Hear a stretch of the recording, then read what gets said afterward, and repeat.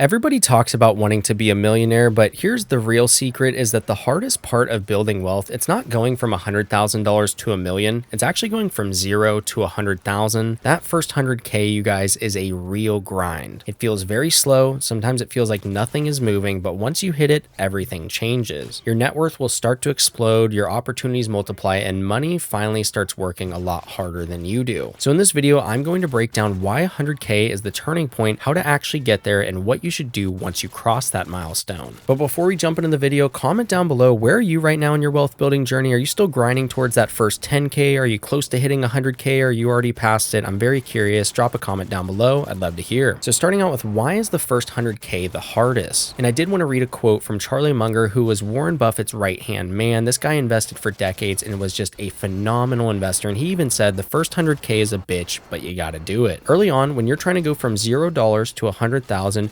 most of your growth comes from the money that you're depositing. It's not from your investments actually growing. If you're saving $1,000 a month, after a year, that's only $12,000, and compounding hasn't kicked in yet. And investing can feel very boring in the beginning because even a 10% return, which is pretty good, but if you get a 10% return on $5,000, that's just $500. It's not really moving you a lot closer to that 100K mark. But at the end of the day, hey, it's still 10%. If you're still investing consistently, you will see very good results there. So at the end of the day, getting that first 100K requires a ton of discipline, a ton of budgeting, and honestly, a lot of sacrifice, in my opinion. Like being able to live within your means and invest as much as possible to get to that 100K mark. I think it's worth it, but that's just my opinion. I first crossed the 100K mark at the end of February this year, and then the market kind of dropped for a couple months. So I was basically at 99,000 at the end of April. But since then, so since the very end of April, my portfolio is now under $125,000. It's right around 124 or something, which is absolutely insane. And again, I did deposit along the way. This wasn't just gains. Not like I just got 25% return in the past couple of months, but still going from 99 to 125 in 4 months is pretty impressive nonetheless. And it definitely shows once you cross that 100K mark, if the market does well for you and you're investing consistently, it will go up very quickly. Whereas before, trying to get $25,000 took me a while. I mean, going from 0 to $25,000, I'm pretty sure it took me almost 2 years. So that is the power of getting to that 100K mark. It can really start to take off for you. Because once you hit that 100K, then compounding just goes from something that you're hoping for to something you're actually going to see very clearly. At a 10% return, 100K grows by $10,000 in a single year without you lifting a finger. So if it's January 1st, the portfolio is at 100K, you get 10% that year. Then at the end of the year, you just made $10,000 extra and you didn't do anything. That's assuming you did not invest a single dollar all year long. Now, if you compare that to $10,000 invested, 10% is only $1,000. So the math is accelerating a lot. It's adding an extra zero there, which is very nice. And every additional $10,000 that you invest will build on itself. Your money starts multiplying your money. Kind of like a snowball rolling down a hill, how it gets bigger and bigger and bigger. It's that exact same logic. And one thing that's also very nice is you're going to get a huge psychological boost because you're going to start seeing real results and it's going to motivate you to keep investing. I even noticed this myself. Like once I hit the 50K mark, going from 50K to 100K, it felt pretty quick for me. So like it doesn't even necessarily have to be the 100K mark, but I am starting to see it pick up even quicker now that I have hit that 100K mark. And so what are some habits that you can get yourself into to get to 100K? The first thing is live below your means. This is huge. I'm going to be preaching this on the channel all the time. Try to avoid lifestyle creep. And what I mean by that is if you make 50K a year, and let's say you get a new job and now you're making 70K a year, so you're making an extra $20,000 a year, don't go out and spend an extra 20,000, maybe spend an extra 500 or 2,000 or something, but then invest the remaining amount. Like try to keep your expenses very flat if you can. And then as your income increases, you're investing and saving more and more money, especially if you make a huge jump in salary. For example, I had a job where I went from 85K a year to 140K a year. Don't go out and buy a new car. Don't go out and just spend a ton of money. Try to keep those expenses flat. That is very important because then you're going to be able to invest a lot more money and hit that 100K mark even sooner. So that's tip number one there, is live below your means. The next thing is going to be try to have a high savings rate in your 20s. So whether that is from different side hustles or career moves, or it's both. For example, there have been times where I have donated blood plasma to make money. And believe it or not, it's actually not a bad side hustle. I mean, if you're afraid of needles, it's probably your worst nightmare, but you can make decent money doing it. I'm not suggesting to go do it. You could also just go do DoorDash or Instacart, but even making an extra $100, $200, $500 a month from something is definitely going to add up over time. And being able to invest that money and get it growing for you as quickly as possible and as early as possible is going to get you to that 100K mark even sooner as well. And kind of going off that, the next thing is to invest early and consistently. consistently, you want to automate your investing into like ETFs. So for example, I like to invest in VU. You could do VU or VTI, which is just either the 500 largest companies with VU or the total stock market index with VTI. So it's the 500 largest companies plus medium-sized companies plus small companies. But if you just invest into ETFs, you're going to get really good returns over a long period of time. Don't worry about timing the market, whether it has a good year or not. Don't even worry about it. Just keep investing consistently and you will see really good results, especially the longer that your time horizon is. If you have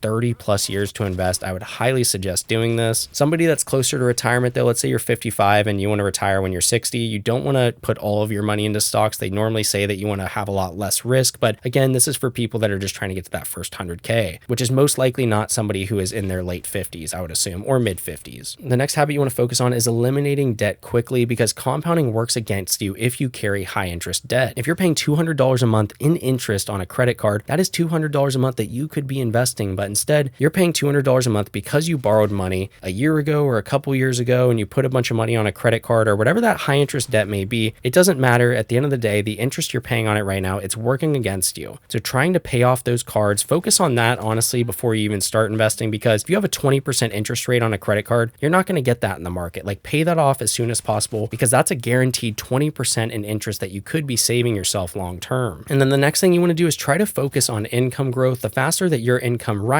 the faster you will be able to invest more money and get to that 100K mark. And the reason 100K changes everything is that there's a huge momentum effect. You've basically built the muscle of saving and investing. In your compounding, it's going to accelerate a lot. Like, going from 100K to 200K is going to happen a lot quicker than going from 0 to 100K. And the thing that's nice is then going from 200 to 300 is going to be quicker than 100 to 200. And then 3 to 400 should be even quicker. So it's going to pick up and go quicker and quicker and quicker over time, which is amazing. Your confidence is also going to grow a lot, in my opinion, because whether I have a really good day at work or a really bad day, it is nice to open up the portfolio and see, shit, I got $100,000 invested. Like, this is sick. And I'm not even saying that to try to flex or brag. Like, it is something that will give you a sense of confidence because it's something that you've accomplished over time and you've worked hard to get to, and nothing's going to take that away from you. So it is something that will give you a lot of confidence, and it's going to make you feel a lot more financially confident in general. And this is also assuming you're not taking on a ton of debt to do this. Like, you could have a $100,000 portfolio, but if you have $80,000 in credit card debt, not as much of a flex in my opinion. So definitely try to eliminate a lot of debt if you can. But again, having that 100K portfolio, it is very nice to see. And the main thing that's super nice is that your net worth growing will start to just feel inevitable instead of feeling impossible. Like I said earlier, that first 100K, going from 0 to that number,